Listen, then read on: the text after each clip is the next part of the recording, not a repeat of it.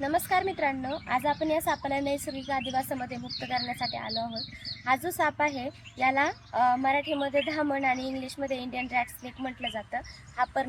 हा पूर्णपणे बिनविषारी जातीचा साप आहे आणि एकंदरीत हा उंदरांचा नायनाट करतो. मुख्य खाद्याचं उंदीर आहे, म्हणून याला शेतकऱ्याचा मित्र म्हटलं तरी चुकीचं नाही आहे आणि याला शेतकऱ्याचा मित्रच म्हटलं जातं.